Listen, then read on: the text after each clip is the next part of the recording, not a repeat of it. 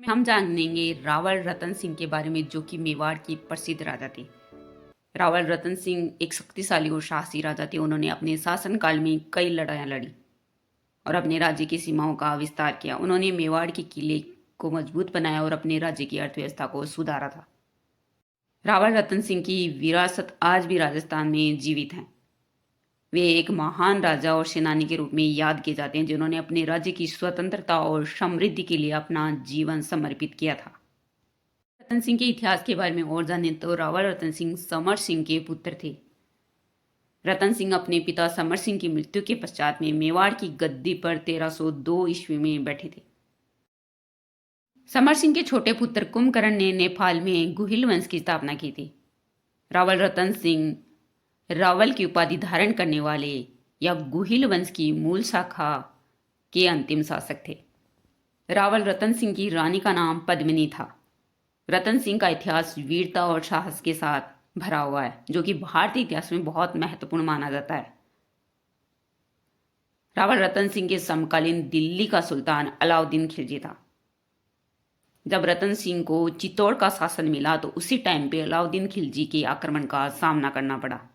अलाउद्दीन खिलजी के आक्रमण का कारण रतन सिंह की अति सुंदर रानी पद्मिनी को माना जाता है, लेकिन ये सिर्फ एक काल्पनिक माना जाता है क्योंकि मलिक मोहम्मद जायसी ने पद्मावत ग्रंथ को 1540 में शेरशाह सूरी के समय में लिखा था, जबकि रावल रतन सिंह की रानी पद्मिनी और अलाउद्दीन खिलजी की यह घटना 1302 की है। 1303 को अलाउद्दीन खिलजी चित्तौड़ पर आक्रमण करने के लिए दिल्ली से रवाना हुआ। लेखक अमीर खुसरो ने लिखा है कि सुल्तान अलाउद्दीन खिलजी ने अपनी सेना का शाही शिविर गंभीरी और बेड़स नदियों के मध्य लगाया जो कि चित्तौड़गढ़ किले के पास में ही था। अलाउद्दीन खिलजी ने अपना स्वयं का शिविर चित्तौड़ी नामक पहाड़ी पर लगाया था। वहीं से अलाउद्दीन खिलजी रोज चित्तौड़ के किले के घेरे के संबंध में निर्देश देता। लगभग 8 महीने तक शाही सेना का घेरा किले के बाहर रहा। 8 महीने के बाद में किले के द्वार खोल दिए गए थे क्योंकि रसद सामग्री की कमी होने लगी थी। अब किले के द्वार पर रतन सिंह के सेनापति गोरा और बादल के नेतृत्व में राजपूत सैनिकों ने केसरिया वस्त्र धारण किया और चित्तौड़ दुर्ग के द्वार खोलकर शत्रु पर टूट पड़े और वीरगति को प्राप्त हुए। गोरा रानी पद्मिनी का चाचा तो बादल रानी पद्मिनी का भाई था। जब महल के बाहर चारों ओर सर्वनाश दिखाई दे रहा था तब महल के अंदर 1600 राजपूत रानियों ने रानी पद्मिनी के नेतृत्व में जोहर किया जो कि चित्तौड़ का प्रथम शाखा था। खुसरो के अनुसार 26 अगस्त 1303 को अलाउद्दीन खिलजी का चित्तौड़ पर अधिकार हो गया। जब अलाउद्दीन खिलजी महल के अंदर पहुंचा तो उसने देखा कि लगभग 1600 राजपूत रानियों ने जोहर कर लिया है। उनके महल सुन्ने पड़े थे और किले में चारों ओर आग और राख के ढेर दिखाई दे रहे थे।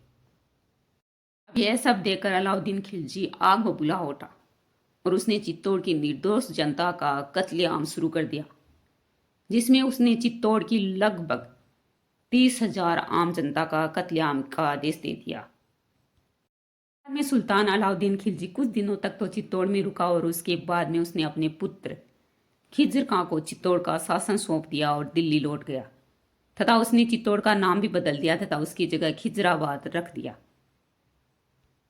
खिज्र खां ने चित्तौड़ दुर्ग व आसपास के मंदिर तोड़वाकर किले पर पहुंचने के लिए गंभीरी नदी पर पुल बनवा दिए। अलाउद्दीन खिलजी द्वारा चित्तौड़ पर आक्रमण करने का मुख्य कारण उसकी साम्राज्यवादी नीति और तत्कालीन कारण रतन सिंह की पत्नी पद्मिनी को प्राप्त करने की लालसा बताया जाता है। पद्मिनी प्रकरण का प्रथम उल्लेख मलिक मोहम्मद जायसी ने अपनी पुस्तक पद्मावत में किया है। पद्मावत की रचना 1540 ईस्वी में शेरशाह सूरी के समय में हुई थी। पद्मावत के अनुसार रतन सिंह के समय में श्रीलंका का शासक गंधर्वसेन था। पद्मिनी गंधर्वसेन की पुत्री थी। हीरामन नाम का तोता रानी पद्मिनी का था। तोते के जरिए रतन सिंह ने पद्मिनी की सुंदरता का वृतांत सुना था। अलाउद्दीन खिलजी को पद्मिनी की सुंदरता का पता राघव चेतन नामक तांत्रिक से पता चला था। रतन सिंह के बारे में जानकारी जो कि मेवाड़ के प्रसिद्ध शासक थे, जौहर हुआ था इनके टाइम पे जब युद्ध में हार निश्चित हो जाती थी, तब महिलाएं सामूहिक रूप से अग्नि स्नान कर लेती थी। जौहर करने का मकसद ये होता था कि युद्ध के बाद होने वाले जो भी अत्याचार हैं उससे बचा जाए और अपनी पवित्रता को कायम रखा जाए। तो यही जौहर होता था। और जो साखा होता था वो केसरिया और जौहर को मिलाकर उसको साखा कहा जाता था। साके में जौहर पहले किया जाता था और फिर केसरिया। जब युद्ध में हार निश्चित हो जाती थी तब राजा सेनापति सभी सैनिकों को केसरिया छापा यानी कि पगड़ी सिर पर बांधकर युद्ध में भेजते थे। अगर आपको हमारी ये जानकारी अच्छी लगे तो इस वीडियो को लाइक करें, कमेंट करें तथा शेयर करें तथा हमारे इस चैनल को सब्सक्राइब जरूर करें। Thank you.